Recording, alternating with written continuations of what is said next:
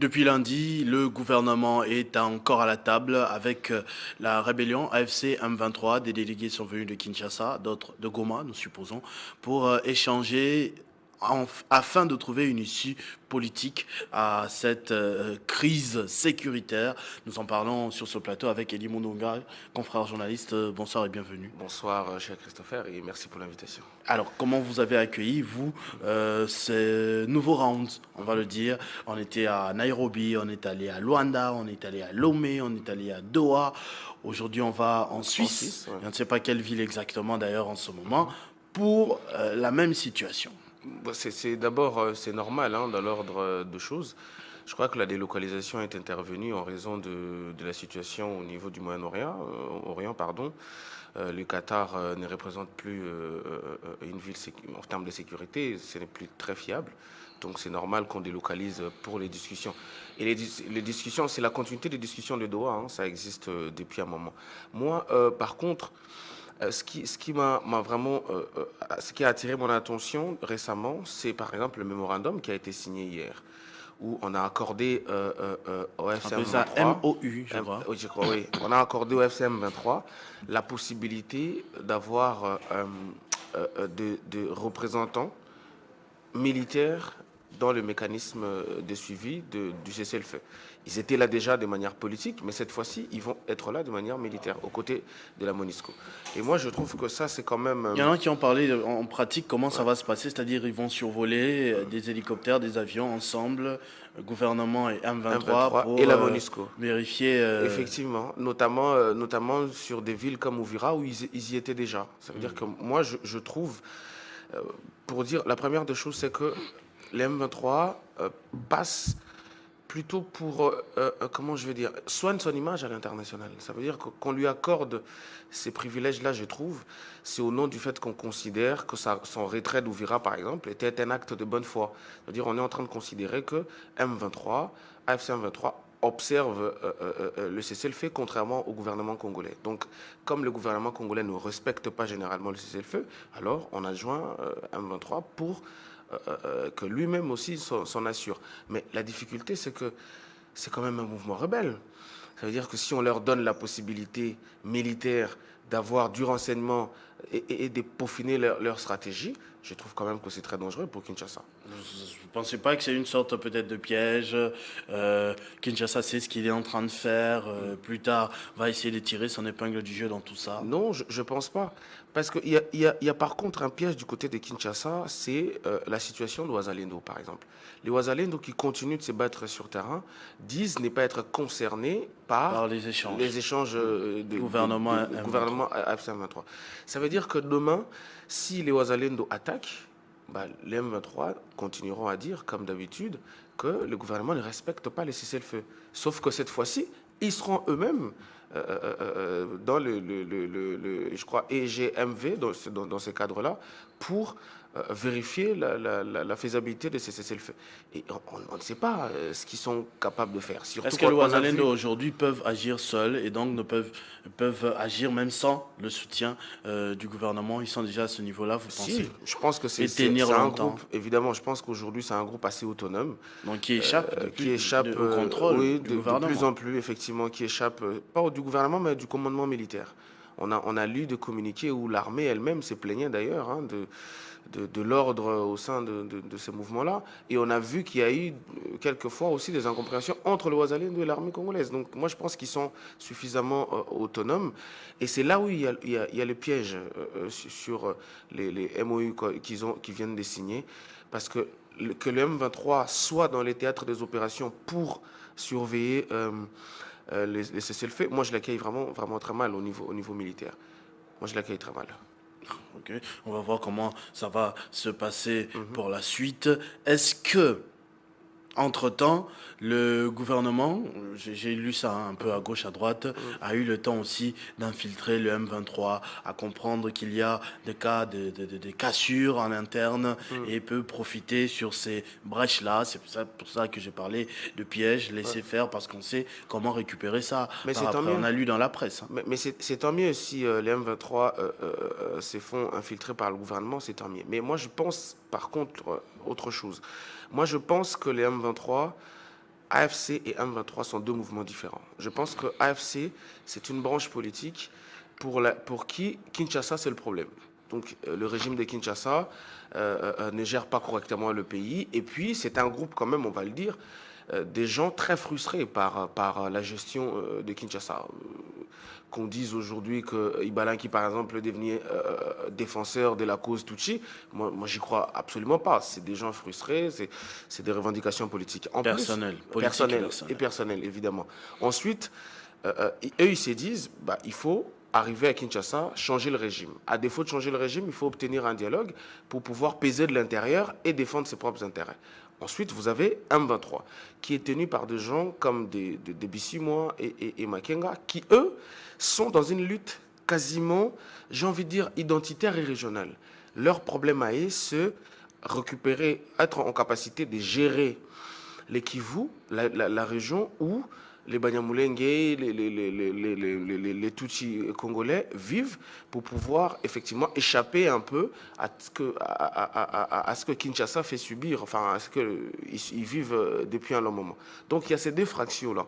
À un certain moment, effectivement, avec aujourd'hui le retrait un peu de l'armée rwandaise, évidemment qu'il y a une dissension à l'interne. Mais là où c'est dangereux, Christopher, ce qu'il faut comprendre que même si le M23 aujourd'hui arrivait à se scinder, la question de la crise à l'Est ne sera pas résolue.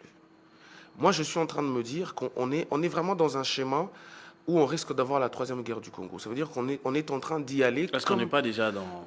Oui, mais quand je dis la troisième guerre du Congo, mais vraiment ressemblant à la deuxième guerre du Congo, quoi. On est en train d'aller dans ces schémas-là. Vous vous souvenez que quand l'AFDL est arrivé, beaucoup ont cru que la guerre était finie. Pourtant, en 98... Elle venait vraiment de commencer. Voilà, pourtant, elle venait de commencer. On risque de vivre la même chose. Aujourd'hui, la branche AFC peut obtenir des accords avec Kinshasa autour d'un dialogue et... Le M23 peut bouder. Oui, le M23 peut bouder. On peut même libérer les territoires occupés, mais après, il y aura une récidive. Vous comprenez? Parce que la question des M23 est une question identitaire derrière laquelle le Rwanda se cache pour, en effet, appliquer sa doctrine diplomatique. En parlant du Rwanda, justement, oui. Est-ce que vous comprenez Paul Kagame qui affirme, bon, selon certaines compréhensions, hein, chacun a interprété ça à sa manière, que la rébellion était liée à Joseph Kabila aujourd'hui, d'une manière ou d'une autre? Moi je suis de ceux qui pensent qu'il est possible qu'il y ait un accord entre AFC M23 et Joseph Kabila, mais un accord de circonstances. Parce qu'aujourd'hui, Kabila, c'est qui? C'est quand même un condamné à mort.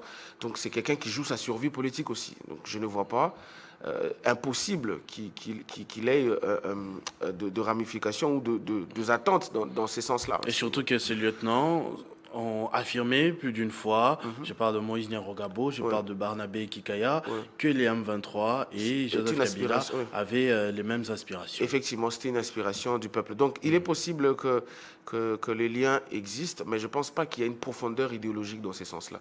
Et c'est comme ça, d'ailleurs, que je te disais que le problème, tous ceux qui trouvent que Kinshasa, c'est le problème, vont finir par se rassembler à un moment donné.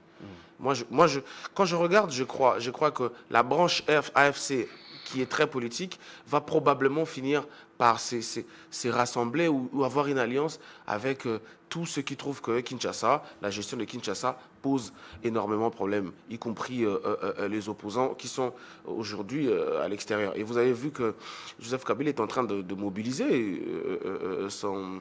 comment dire, sauvant la RDC, notamment pour les échéances qui arrivent. Quelles échéances, justement? Des dialogues. Quand on est en train de...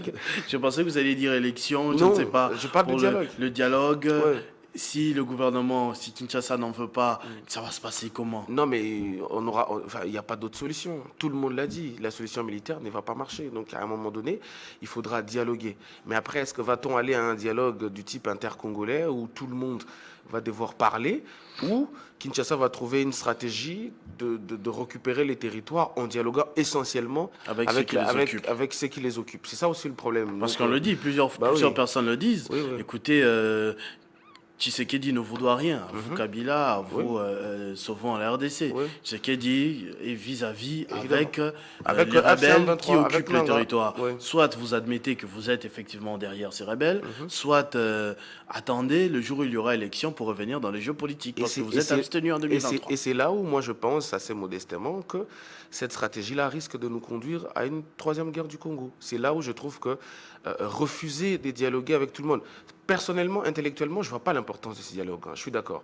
Mais la République est prise en otage par des frustrations. À un certain moment, il faut que le président s'ouvre, qu'il appelle les autres, qu'ils discutent. Et puis on passe à autre chose. Après, on va voir, on organise les élections, on voit à quelle mesure on peut changer la classe politique, etc. Mais si demain, le Kinshasa on arrive à récupérer les territoires occupés sans avoir un dialogue national, bah, croyez-moi, il y aura une récidive. Parce que tous les opposants qui sont à l'extérieur, qui sont en exil, qui ne peuvent pas rentrer au pays, qui n'ont pas la possibilité de faire l'opposition, qu'est-ce qu'ils vont devenir s'il n'y a pas de dialogue? C'est ça la question qui se pose. Qu'est-ce qu'ils vont devenir? Bah, ils vont jouer la carte de leur vie. Et vous savez qu'à chaque fois qu'on en arrive là, bah, les gens deviennent extrêmement radicaux. Et on risque, moi je trouve, on risque vraiment ce qu'on a vécu en 98. Et ça, c'est très dangereux.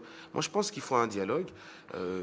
AFC, sauvons la RDC, l'opposition non armée, Martin Fayoulou, Moïse Katumbi, Délice Sanga, que tout le monde se retrouve. Il y a des bonnes initiatives aussi. Bah oui, que tout le monde se retrouve et qu'il parle de sorte à ce que la situation se calme d'abord, qu'on ait une accalmie. Ensuite, la seconde étape, c'est qu'il faut qu'une nouvelle génération se prépare à prendre le pouvoir. Parce que ceux qui sont là ont démontré quand même que 30 ans après... Leur insuffisance. Bah voilà, beaucoup d'insuffisance. Effectivement, ils n'ont pas pu construire une république. Donc, il faut que la nouvelle génération... Moi, j'appelle ça de mes voeux depuis très longtemps. Mais les problèmes, c'est que la jeunesse n'est pas organisée non plus. Cette jeunesse-là, qui peut avoir un nouveau souffle, qui peut réfléchir autour d'un nouveau projet politique, ne s'organise pas. Elle est totalement absente. Soit elle est derrière... Engloutie aussi dans le cercle vicieux. Oui, soit elle est derrière des gens... ou tel ou tel autre quand on attaque un ministre à l'Assemblée nationale, on les envoie sur les plateaux pour dire Petite question indiscrète alors pour terminer. Il y a eu encore ces rumeurs d'un possible remaniement du gouvernement. C'est-à-dire on va se retrouver chaque année avec un nouveau gouvernement, en soulignant 1, 2, 3, 4, 5, 6. Est-ce que vous pensez qu'en ce moment, c'est opportun? C'est pas opportun, mais les présidents de la République y sont obligés. Moi, quand les présidents, au lendemain des élections 2023, j'ai dit que les seconds mandats vont être les mandats les plus difficiles. Pourquoi? Parce que moi, je trouve que c'était une erreur politique de gagner à ce point-là. 73%, c'était énorme. Pourquoi je dis ça? Parce que les présidents se trouvent avoir un bloc où les intérêts sont énormément distants. Et il est obligé, comme ça, chaque 2 ans, de remanier. Parce que beaucoup de gens attendent pour, en fait, normalement, récompenser les combats politiques, récompenser les luttes politiques, parce que bon, l'union sacrée, c'est énorme. Il faut que tout le monde passe par la gestion pour pouvoir s'organiser et compagnie. Donc les présidents de la République se retrouvent dans une situation où il faut tout le temps changer l'équipe gouvernementale. Mais qu'est-ce que ça apporte réellement en termes de l'efficacité de la gestion? Pas grand-chose. Vous comprenez? Pas grand-chose. Et l'Union sacrée est un groupe qui n'est pas homogène. Aujourd'hui, l'Union sacrée ne tient qu'à l'impérium du président de la République. Dès que le président n'est pas là, vous-même, vous voyez, les présidiums, les gens ne s'attendent pas. Tel va organiser une marche et les autres ne vont pas venir parce qu'ils n'étaient pas contactés. Et tout ça. Donc ça fait que, voilà, de temps en temps, le président est obligé, comme ça, de remanier. Mais il n'y a aucune efficacité dans ces remaniements. Et moi, je voudrais quand même dire un mot, avant peut-être de finir, autour de cette motion de défiance que portent les députés et l'élus de Kisangani. Moi, je pense que dans une république, dans une démocratie, ne serait-ce que pour de besoins de la symbolique, il y a des choses qu'on doit laisser faire. C'est agréable de voir qu'après toute l'insécurité qu'on est en train de vivre à Kinshasa, un député national de surcroît de l'Union sacrée prend le courage d'attaquer un vice-ministre. Pourquoi on ne laisse pas le vice-premier ministre venir s'expliquer, répondre aux questions? De toute façon, l'Union sacrée a la majorité. S'ils ne veulent pas qu'il parte, ils vont voter. Mais de là à attaquer les députés alors que la procédure est légale et simple à faire, moi je trouve que, encore une fois, on a raté l'occasion de démontrer que la République démocratique du Congo pouvait effectivement avoir une démocratie parlementaire. Un avis pertinent. Oui, l'attaquer comme ça, je trouve que voilà, c'est inutile. Que le vice-premier ministre aille au Parlement, c'est un exercice démocratique. Si les députés trouvent qu'il a raison, bah, ils vont voter qu'il reste. Merci beaucoup, Eli Mundonga, pour ces analyses. Nous avons parlé, bien sûr, de ces échanges au niveau de la Suisse, mais aussi des différentes questions d'actualité. Vous avez bouclé avec la situation du vice-premier ministre. On se retrouve prochainement avec le même plaisir. Merci d'avoir suivi ce Kinshasa Direct. On va céder le plateau pour Arlette Boutella, la grande édition de 19h. Je vous retrouve demain dès 7h30 pour la matinale 50 bonjours. Vivez heureux, vivez 100 ans, mesdames et messieurs.